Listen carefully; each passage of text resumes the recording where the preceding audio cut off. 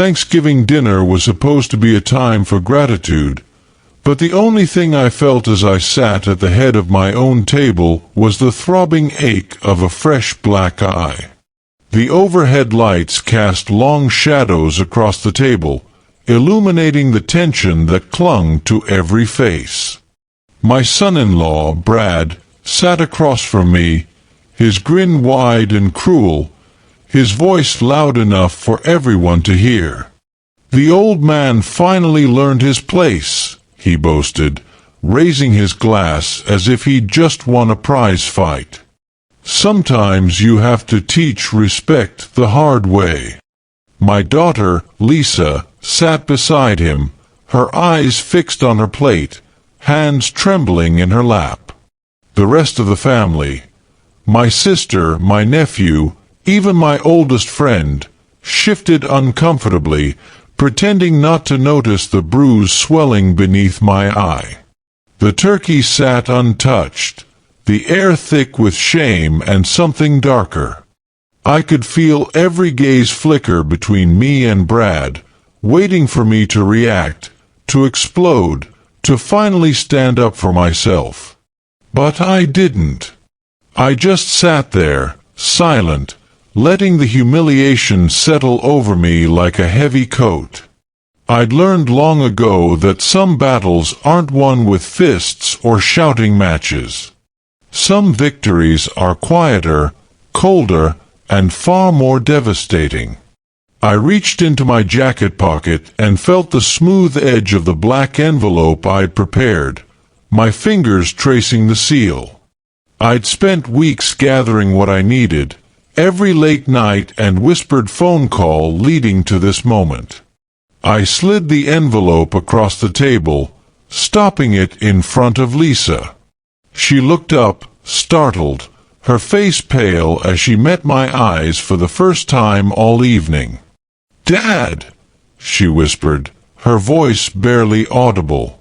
Brad's smirk faltered, curiosity flickering in his eyes. "What's this, old man? Another apology?" I didn't answer. I just nodded at Lisa, urging her to open it. Her hands shook as she broke the seal, pulling out the stack of papers and the single flash drive inside. The room seemed to shrink, every breath held as she scanned the first page. Her face went white, her lips parting in shock. Brad leaned over, trying to snatch the envelope from her, but I spoke for the first time that night, my voice steady and cold. "Let her read, Brad." The authority in my tone silenced him, and for a moment, the only sound was the ticking of the old clock on the wall. Lisa's eyes darted across the documents, bank statements, forged signatures, emails she'd never seen, and a letter addressed to her in my handwriting. She looked up at me, tears brimming in her eyes. "Dad, what is this?" I met her gaze, letting her see the pain and resolve behind my bruised face. "The truth," I said quietly. "Everything you need to know about what's been happening." Brad's face twisted in anger, but before he could speak, I turned to the rest of the table. If you enjoy powerful stories like this, don't forget to subscribe for more. The words hung in the air, a strange break in the tension, but I pressed on, my focus never leaving Lisa. "You deserve to know what's been done in your name, Lisa. What he's done to this family." The silence was suffocating, every eye on Lisa as she read the letter. I watched her shoulders shake, her breath hitching as the truth settled in. Brad tried to laugh it off, but his voice cracked. "He's lying, Lisa. He's just trying to turn you against me." But Lisa didn't look at him. She looked at me, her father, the man she'd always trusted, and I saw the moment her heart broke. The black envelope was more than evidence. It was a lifeline, a final act of love from a father who refused to let his daughter be destroyed by the man she thought she loved. As the first tears slid down her cheeks, I knew the battle was far from over. But for the first time in months, I felt hope. The truth was out, and there was no going back. The rest of the family sat in stunned silence, the weight of the moment pressing down on all of us. Brad's bravado faded, replaced by a flicker of fear. He knew, as I did, that everything was about to change. The black eye he'd given me was nothing compared to the blow I'd just delivered. And as Lisa clutched the envelope to her chest, I made a silent promise. I would see this through, no matter the cost. The old man hadn't learned his place. He'd just learned how to win. Long before the black eye and the black envelope, my life was simple, honest, and full of purpose. I was Walter Harris, a man who built his world with his own hands. My wife, Margaret, and I raised Lisa in a modest home on the edge of town, surrounded by the kind of neighbors who'd bring over a casserole when you were sick and shovel your driveway before you even asked. I ran Harris and Son Hardware, a business my father started after the war, and I took pride in every bolt, every handshake, every customer who left with a smile. When Margaret passed, Lisa became my anchor, the reason I kept going. She was bright, kind, and fiercely loyal, the sort of daughter any man would be proud to call his own. I never imagined anything could come between us. Then Brad entered our lives. He was charming at first, all easy smiles and big ideas, the kind of man who could talk his way into any room. Lisa met him at a college alumni event, and before I knew it, he was at our Sunday dinners, laughing at my old stories and offering to help around the shop. I wanted to believe he was good for her, that he'd love her the way she deserved. But there was something in his eyes, a coldness, a calculation, that I couldn't ignore. At first, it was little things.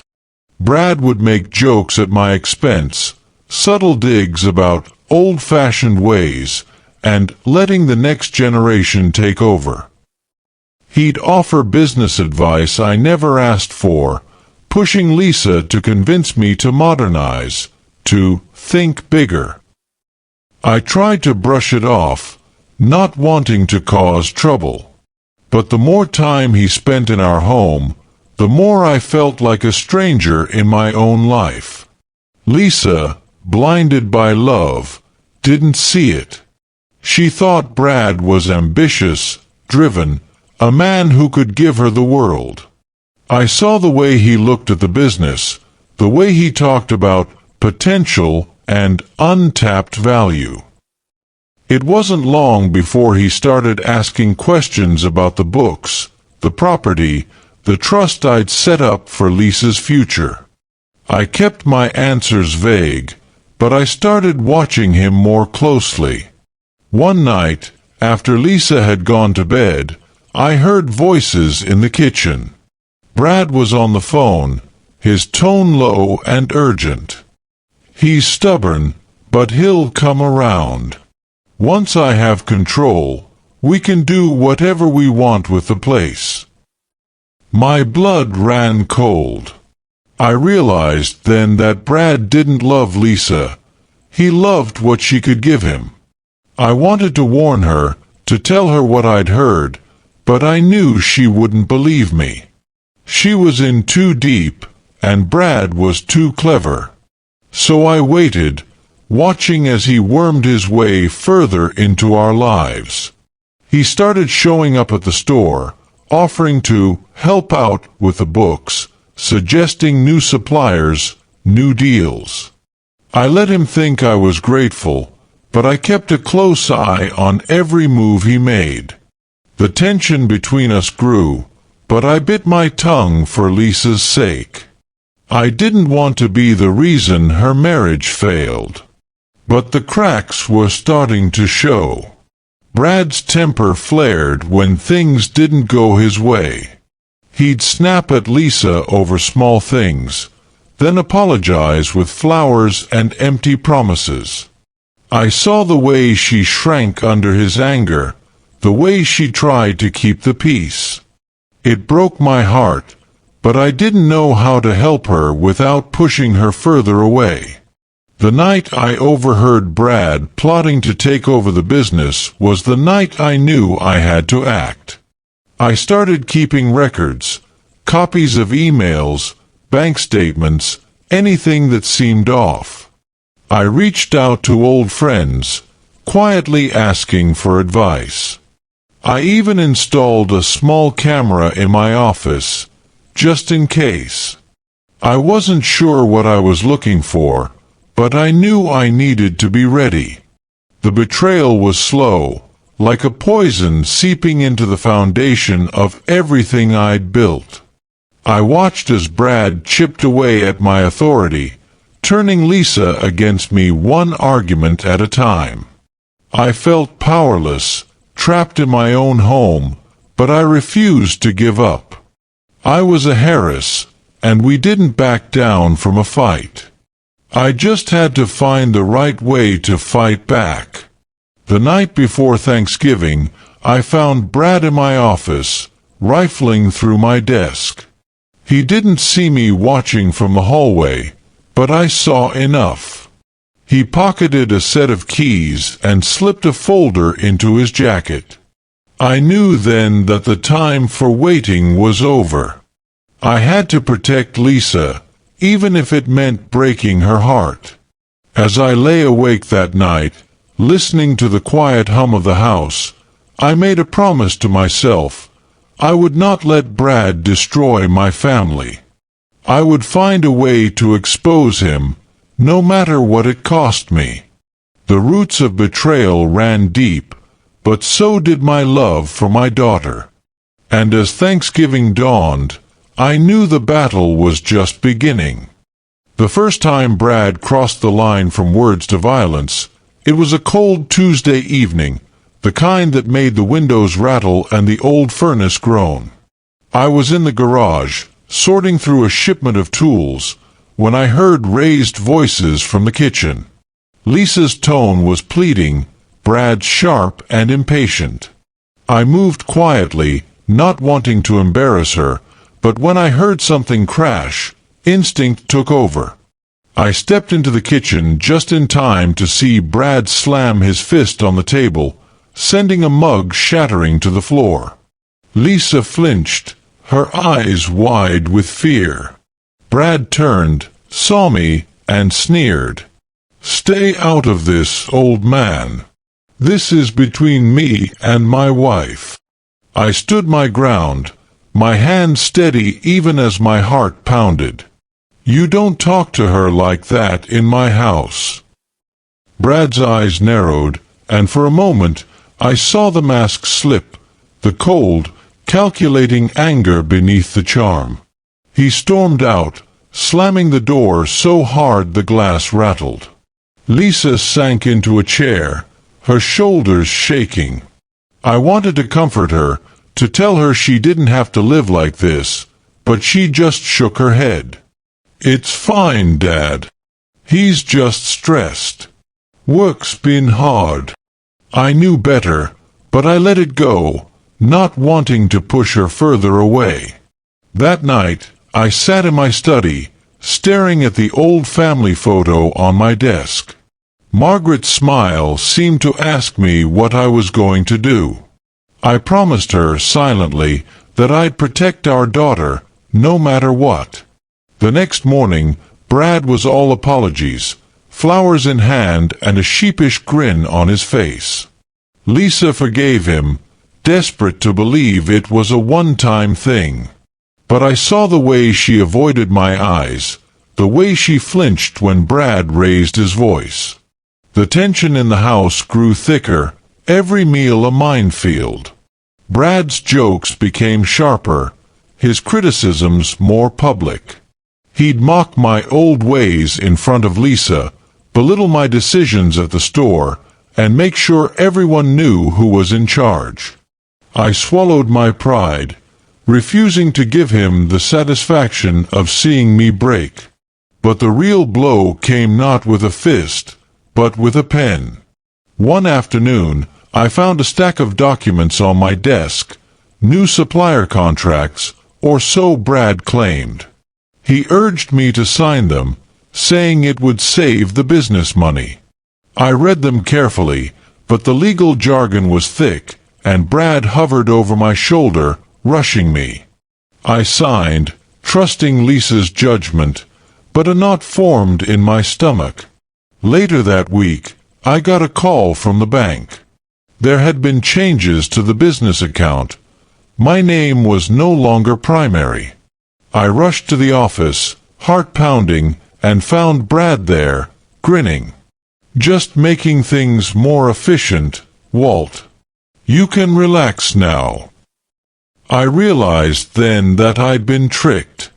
Brad had forged my signature on key documents, transferring control of the business to himself and Lisa.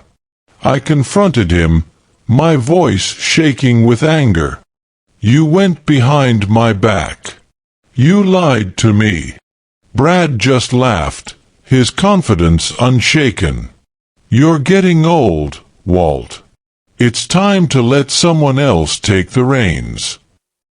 I wanted to hit him, to wipe that smug look off his face, but I held back. Violence was his language, not mine. Instead, I started keeping copies of everything: emails, contracts, bank statements. I hid them in a safe place, determined to build a case. Lisa, caught in the middle, grew more distant. She stopped coming to the store, stopped calling me for advice. I watched her fade, her spirit crushed by the man she thought she loved. The first blow had landed, but I was still standing. I knew I had to be smarter, quieter, and more patient than Brad could ever imagine.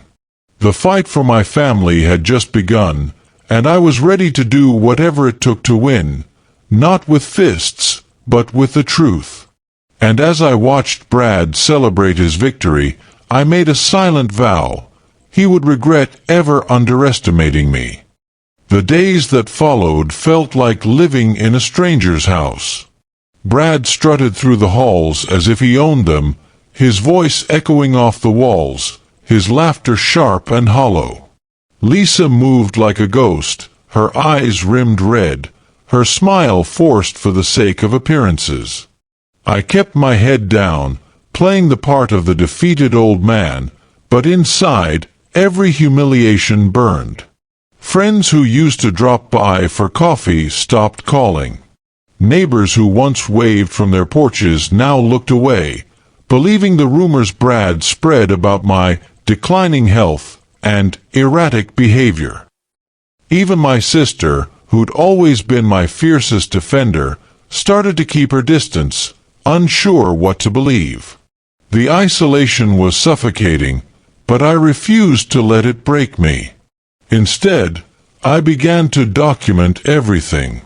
Every cruel word, every suspicious transaction, every time Brad raised his voice or slammed a door. I kept a notebook hidden in the back of my closet, filling it with dates, times, and details. I made copies of every bank statement, every email, every contract Brad pushed in front of me. I even started recording our conversations on my phone, careful to keep it hidden.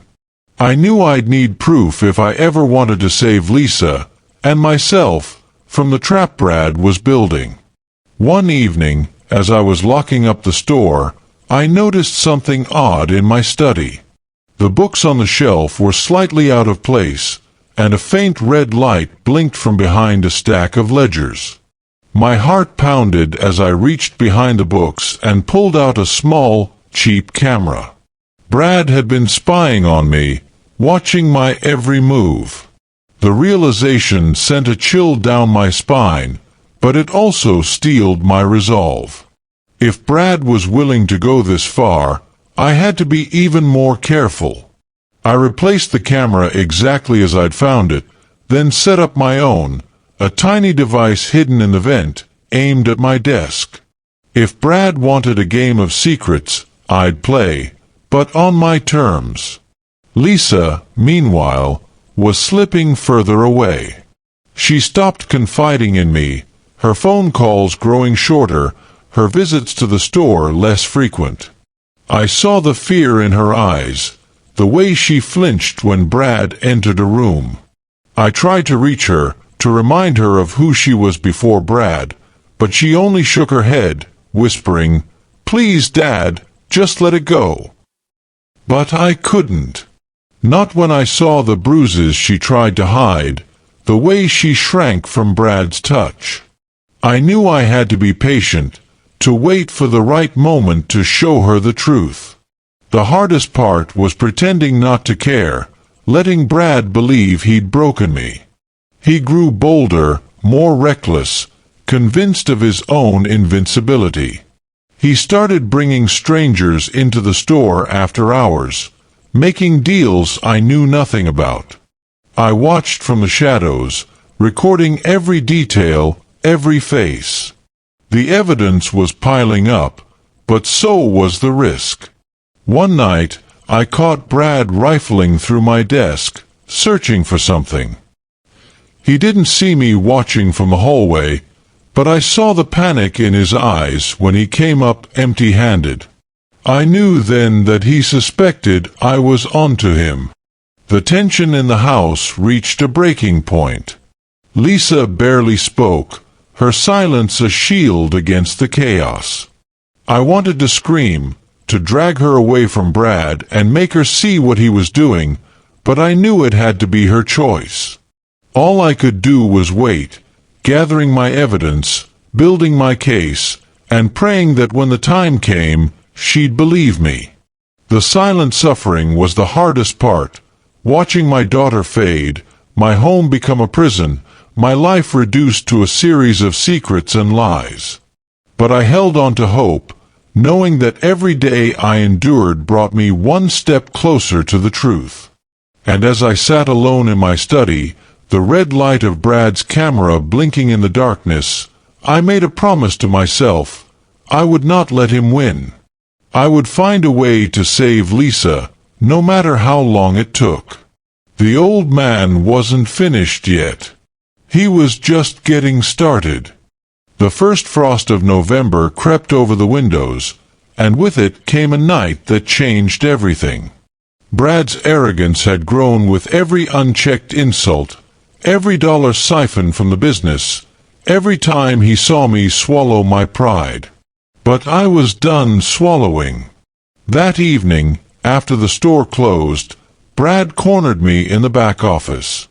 He was drunk, his words slurred, his anger barely contained. "You think you're so clever, old man? You think you can just sit there and watch me run your life?" He shoved me hard against the filing cabinet, his breath hot with whiskey. I didn't fight back. I just looked him in the eye and said, "You're making a mistake, Brad. One day, you'll regret this." He laughed, a harsh, ugly sound, and stormed out, slamming the door behind him. I waited until I heard his car peel out of the parking lot. Then I locked the door and sat down at my desk, my hands shaking. I knew I couldn't do this alone anymore. I picked up the phone and called Frank, an old friend from my army days who became a lawyer after he hung up his uniform. Frank answered on the second ring, his voice warm and steady. "Walt, it's been too long. What's going on?" I told him everything. Brad's threats, the forged documents, the hidden cameras, the bruises on Lisa's arms. Frank listened without interrupting, then said, "You did the right thing calling me. Start sending me everything you have. We'll build a case, but you have to be careful. Men like Brad get desperate when they feel cornered. That night, I scanned every document, every email, every note from my hidden notebook, and sent them to Frank. I felt a weight lift from my shoulders, knowing I wasn't alone anymore. The next day, Frank called back with news that made my blood run cold. "Walt, I ran a background check on Brad. He's not who he says he is. He's got a record, fraud, assault, even a restraining order from an ex-girlfriend. He changed his name before he met Lisa." The pieces fell into place. Brad hadn't just stumbled into our lives. He'd targeted us. I realized then that I wasn't just fighting for my business or my pride. I was fighting for my daughter's safety, her future. I started to see Brad's patterns, the way he isolated Lisa, the way he manipulated everyone around him. I knew I had to act fast. I met with Frank in secret, away from the house and the store. We mapped out a plan, gather more evidence, protect Lisa, and set a legal trap that Brad couldn't escape. I started moving money out of the business, putting it in a trust for Lisa. I changed the locks on my office and installed my own security system, one Brad couldn't access.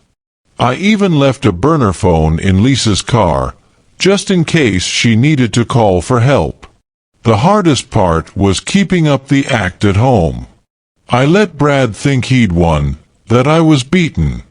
He grew careless, leaving paperwork out, making calls in the open. I recorded everything, every threat, every confession. Lisa, meanwhile, was starting to see the cracks. She caught Brad yelling at me one night, his face twisted with rage. She didn't say anything, but I saw the fear in her eyes, the doubt creeping in. I left her a note the next morning. "If you ever need me, I'm here. No matter what." The turning point came when I found a hidden folder on Brad's laptop, emails to a real estate agent, plans to sell the business and the house, all without Lisa's knowledge. I printed everything, adding it to the growing pile of evidence. I knew then that the time for patience was over. Thanksgiving was coming, and with it, the perfect opportunity to expose Brad for who he really was. I started preparing the black envelope, filling it with every piece of proof, every lie, every betrayal. I wrote a letter to Lisa, telling her everything I'd been too afraid to say. I knew it would break her heart, but it was the only way to save her.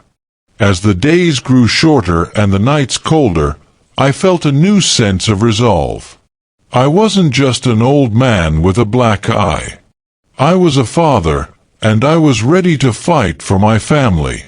The trap was set. All I had to do was wait for the right moment to spring it.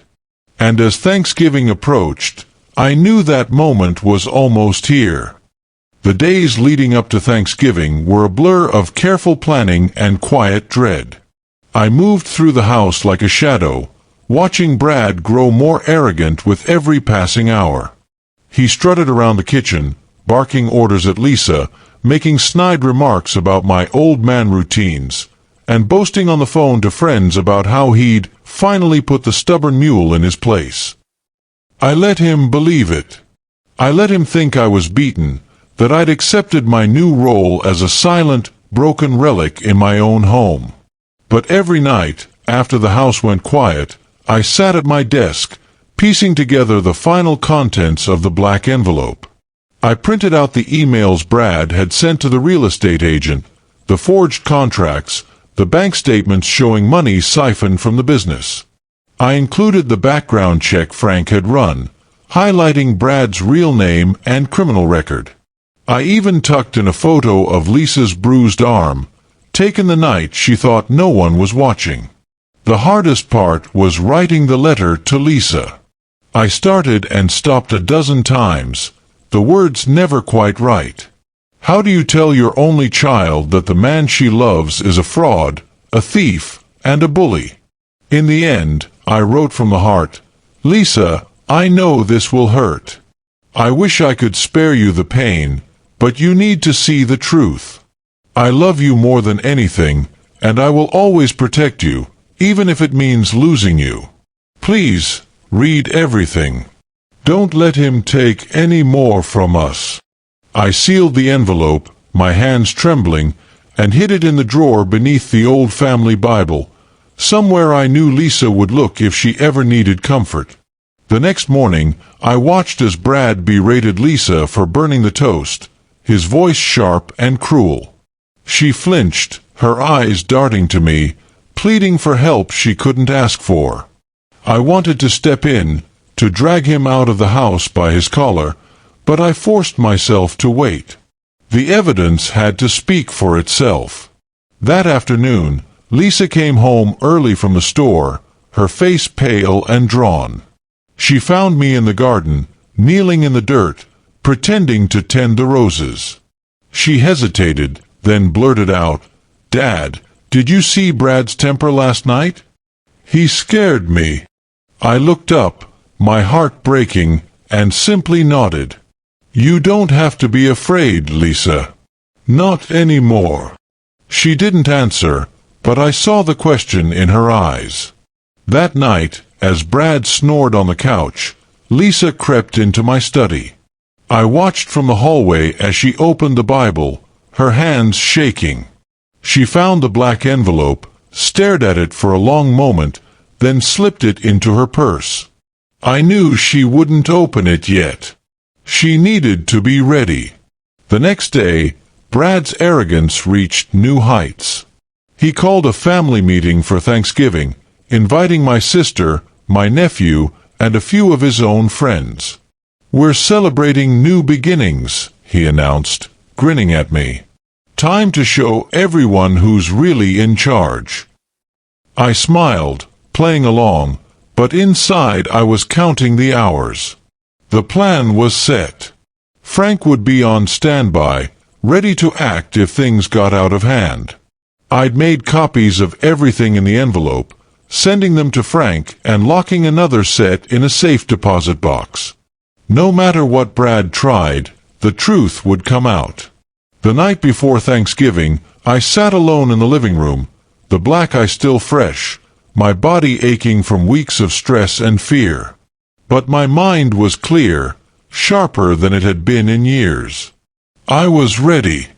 I thought of Margaret, her gentle wisdom, her fierce love for Lisa.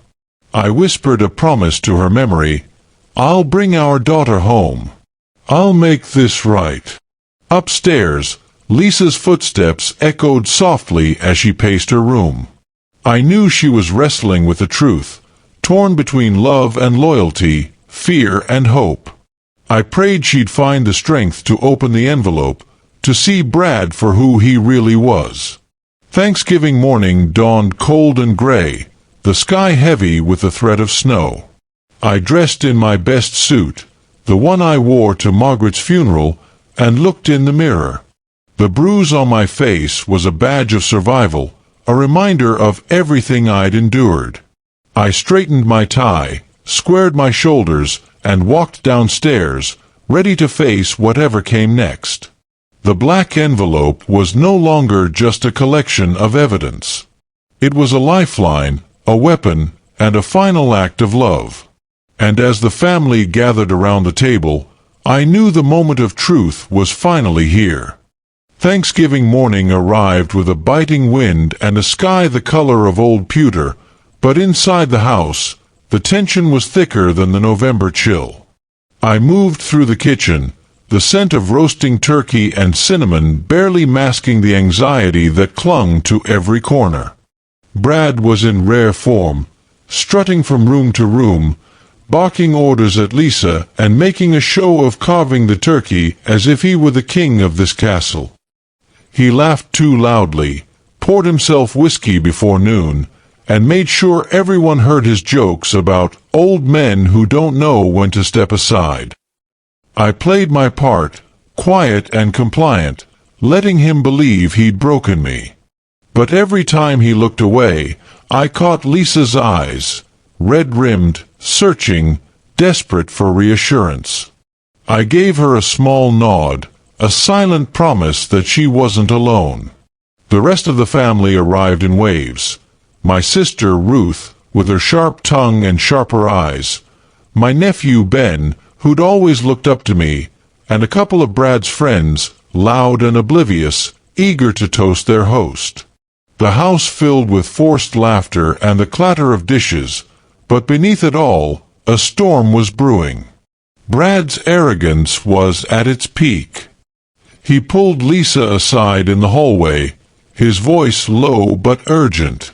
"After dinner, I want you to sign those papers I left on the desk. We're moving forward, with or without your father's blessing." I heard every word from the next room, my blood running cold. I knew those papers were the final step in his plan to sell the business, my business, out from under us. I slipped away to my study, checking the safe where I'd hidden the backup evidence.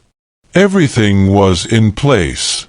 Frank was on standby, waiting for my call. I took a deep breath, steadying my nerves. This was it. The last act. As the afternoon wore on, the house grew warmer, the windows fogging with the heat of too many bodies and too much tension. Brad made a show of pouring drinks, raising his glass to new beginnings and family unity. I watched him, noting the way his hand trembled just slightly, the way his eyes darted to Lisa every time she left the room. He was nervous, too. He knew he was close to getting everything he wanted, but he also knew the ground beneath him was starting to shift. Lisa barely touched her food, her hands shaking as she passed the dishes. Ruth shot me a look across the table, her eyes full of questions. I gave her a small, reassuring smile. Not yet, I thought. Just a little longer. After dinner, as everyone lingered over pie and coffee, Brad stood and cleared his throat. "I'd like to say a few words," he announced, his voice booming. "This year, I'm thankful for new opportunities, for family, and for the chance to lead us all into a brighter future." He looked right at me, his grin wide and mocking. "And I'm especially thankful for the lessons we learn from our elders, even if they're a little slow to catch on." The room fell silent, all eyes on me. I felt the bruise on my face throb, a reminder of everything I'd endured.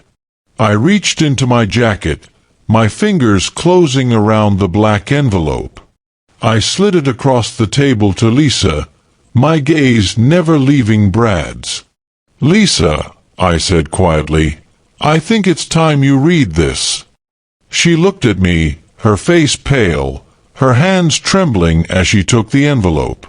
Brad's smile faltered, a flicker of uncertainty crossing his face. "What's this, old man? Another one of your guilt trips?" I didn't answer. I just watched as Lisa broke the seal, her eyes scanning the first page. The room seemed to shrink, every breath held, every sound fading into the background. Brad leaned forward, trying to snatch the envelope, but I stopped him with a single look. "Let her read, Brad." The moment hung in the air, electric and fragile. I could see the truth dawning in Lisa's eyes, the pieces falling into place. The evidence, the lies, the bruises, everything was there, laid bare in black and white. Brad's confidence wavered, his bravado slipping as he realized the game was up. The family watched in stunned silence, the weight of the moment pressing down on all of us. Thanksgiving had always been about gratitude, about coming together. This year it was about survival, about truth, about finally breaking free. And as Lisa's hands shook and her face went pale, I knew the reckoning had begun. The silence that followed was suffocating, thick as gravy and twice as heavy. Lisa's hands trembled as she flipped through the pages, her eyes darting from the forged contracts to the bank statements, then to the photo of her own bruised arm. Her breath caught, a soft gasp escaping her lips. Brad, sensing the shift, tried to recover his swagger. "Lisa, don't listen to him. He's just trying to turn you against me. You know how he is, always stuck in the past, always making you choose." But Lisa didn't look at him. She looked at me, her father, and I saw the heartbreak and confusion warring in her eyes. My sister Ruth leaned forward, her voice sharp. "What's going on, Lisa? What's in that envelope?"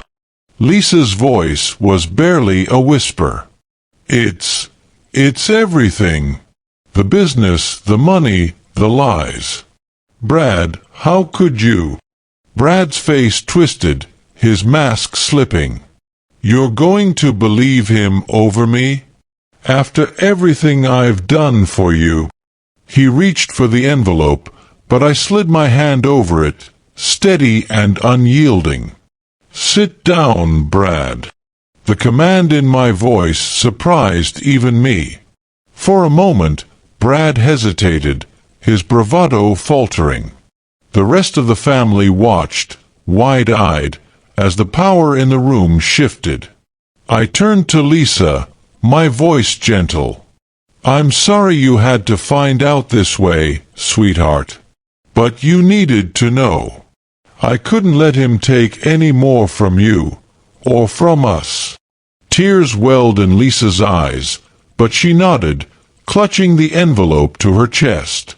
Brad's friends exchanged nervous glances, suddenly unsure of their place at the table. My nephew Ben, always quiet, spoke up. "Is it true, Brad? Did you really do all this?" Brad's jaw clenched. "It's none of your business, kid. This is family." "Exactly," Ruth snapped. "And you're not family, not if you've been lying to us, hurting Lisa, stealing from Walter." Brad's anger boiled over. He stood, knocking his chair back. "You all want to gang up on me? Fine. But you're going to regret this. You think you can just push me out after everything I've done." I stood too, meeting his glare with a calm I didn't know I still possessed. "You did this to yourself, Brad. You made your choices. Now you have to live with them." Lisa's hands shook as she reached into the envelope and pulled out the flash drive. "What's on this?" she asked, her voice trembling. "Proof," I said simply. "Everything you need to see." Ben grabbed his laptop from the living room and plugged in the drive.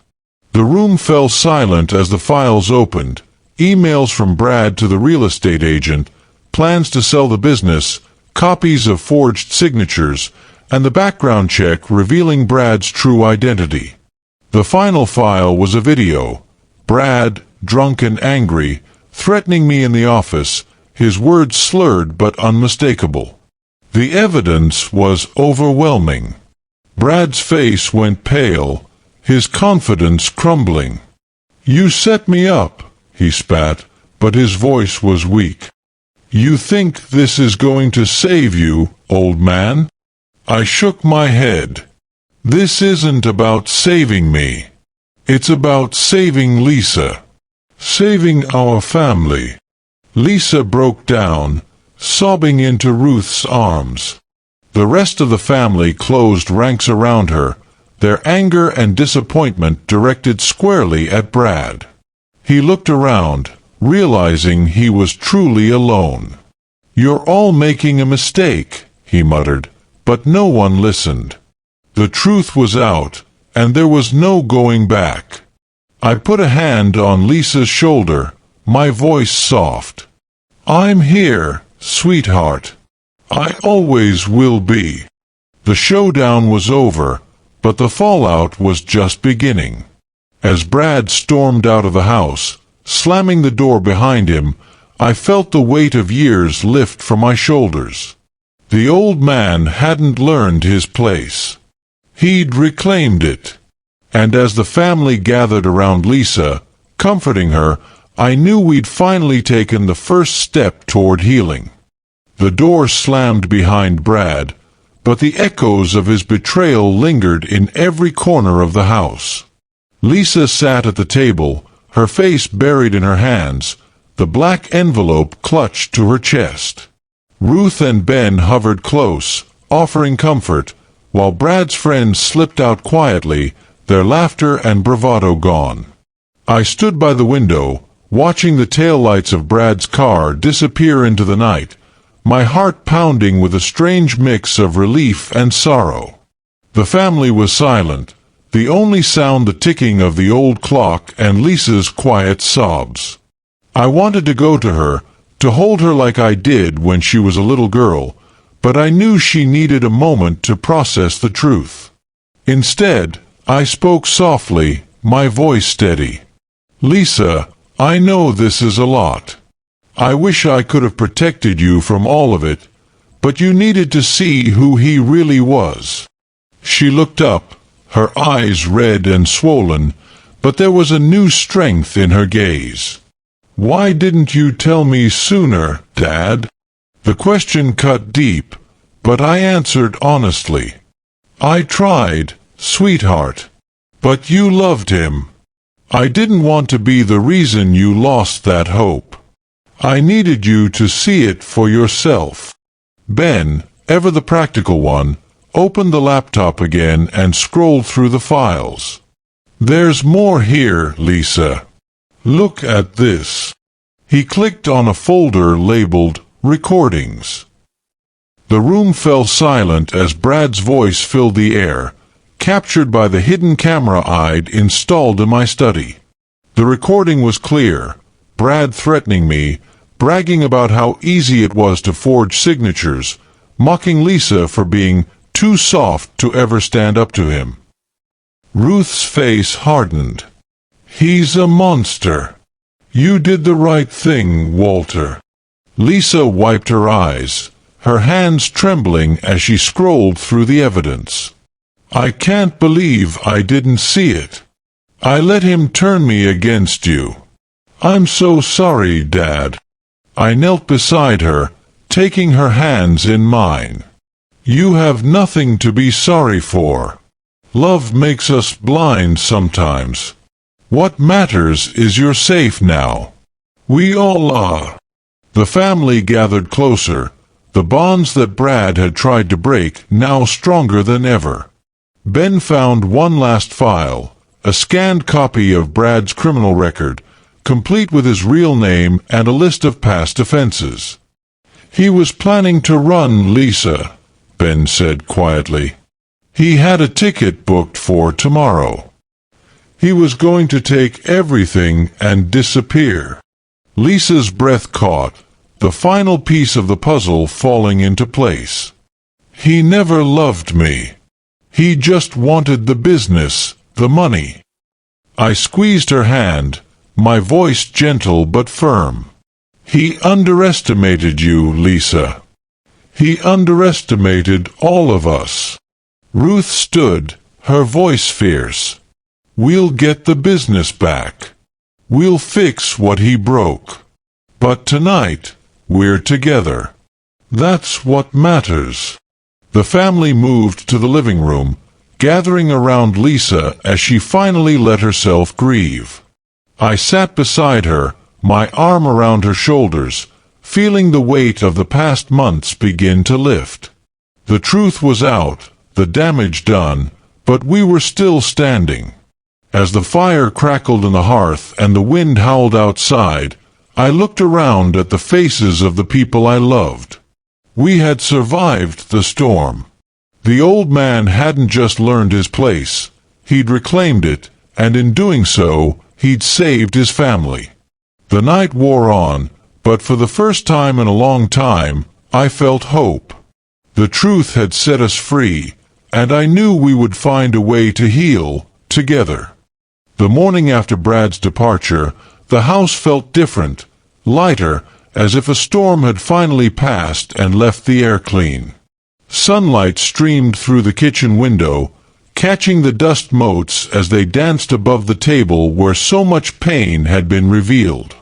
Lisa moved quietly, her face pale but resolute, as she brewed coffee and set out breakfast for the family. Ruth and Ben joined us, their presence a comfort, their loyalty unshaken.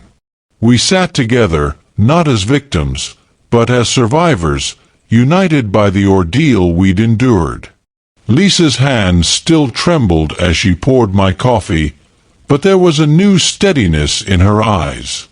"I want to fix this, Dad," she said softly. "I want to make things right."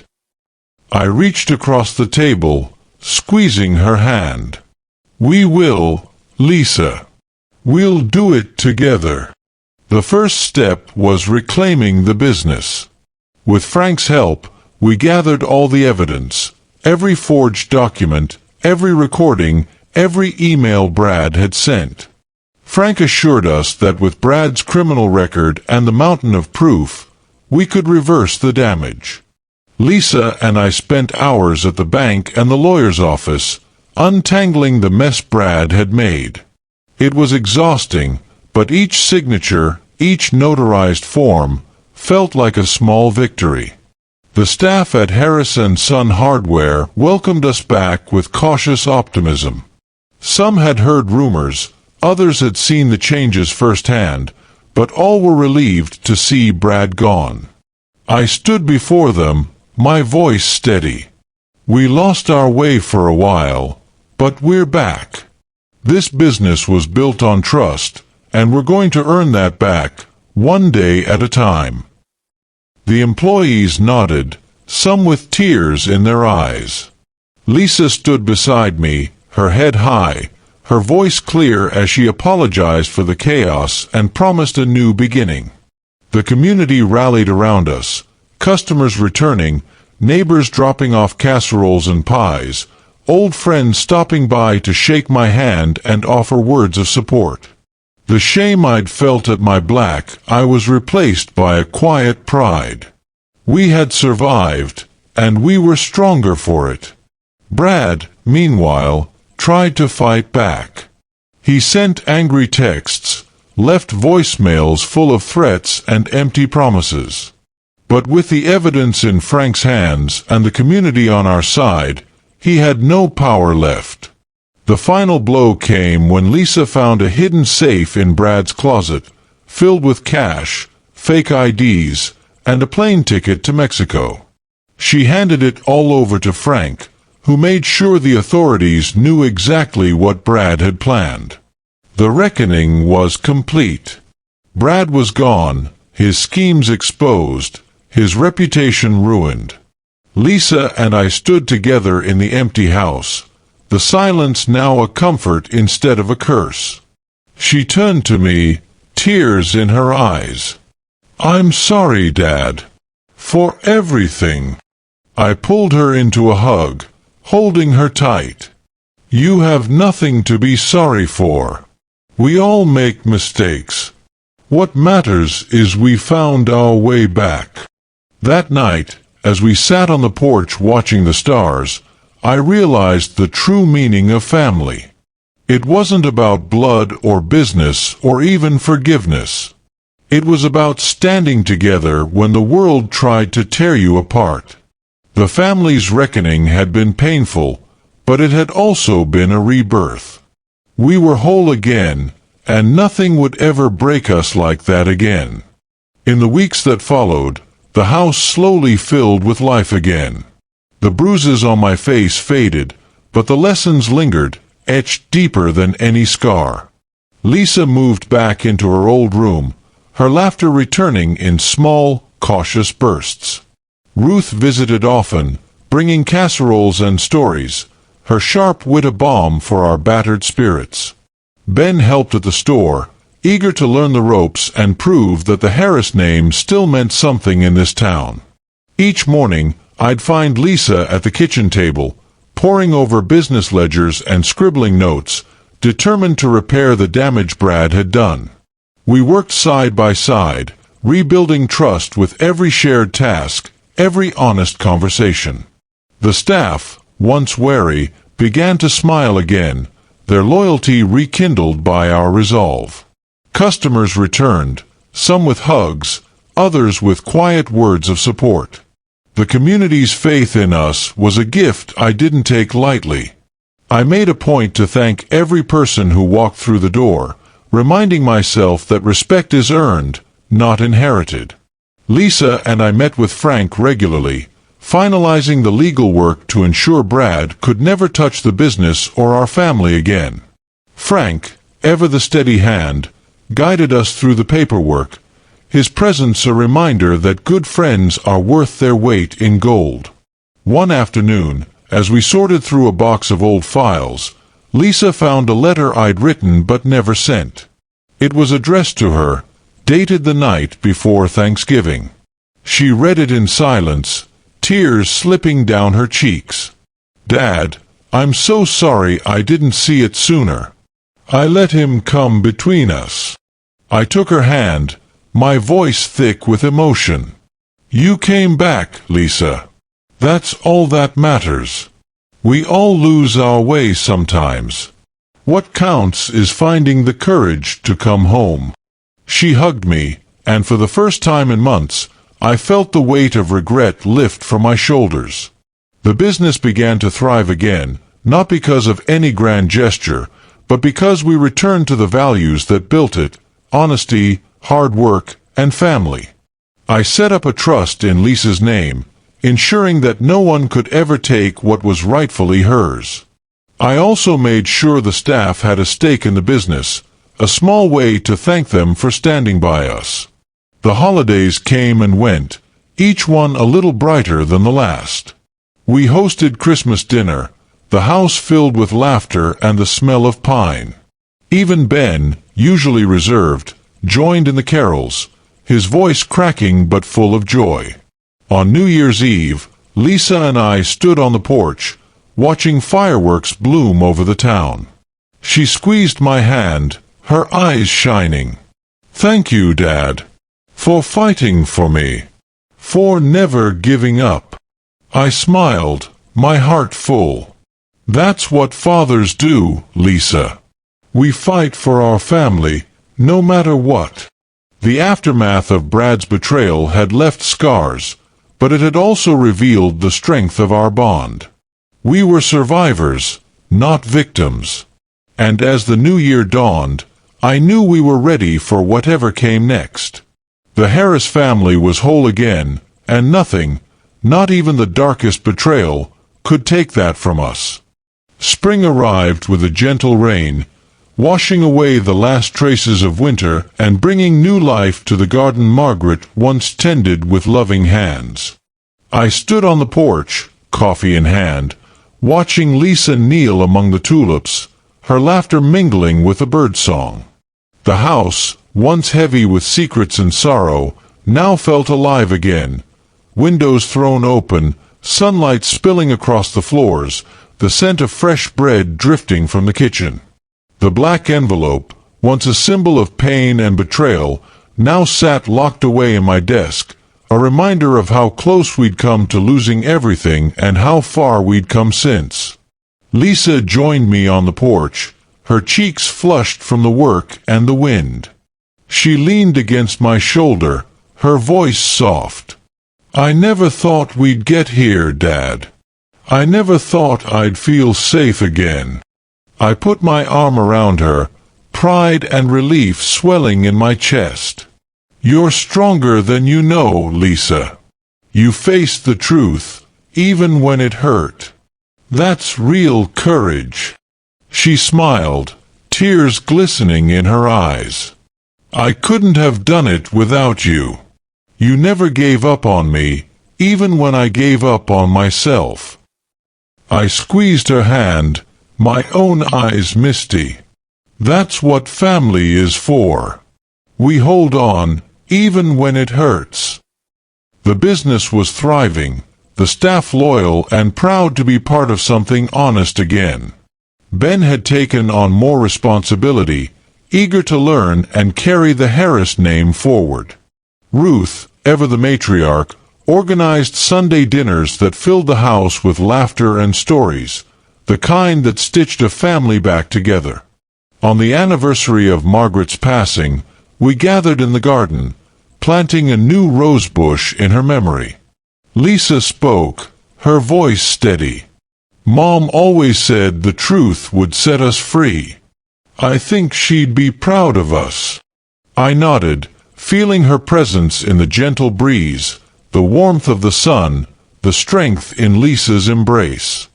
That night, as the family gathered around the table, I raised a glass. To second chances. To forgiveness. To never letting go of the people we love. The toast was met with smiles and tears, the kind that heal old wounds. As the evening faded and the house grew quiet, Lisa lingered on the porch beside me. "Do you think we'll ever forget what happened?" she asked. I shook my head. No. But we'll remember what we learned. That we're stronger together. That the truth matters. And that love, real love, never gives up. The stars blinked overhead, silent witnesses to our journey. I closed my eyes, breathing in the peace that had eluded me for so long. The old man hadn't just learned his place. He'd reclaimed it, not with anger or violence, but with patience, love, and the quiet power of truth. The black envelope had changed everything, but it was the strength of our family that saved us in the end. As I drifted off to sleep that night, I knew we were ready for whatever tomorrow might bring. The Harris family was whole, our dignity restored, our future bright. And for the first time in a long time, I felt truly at home.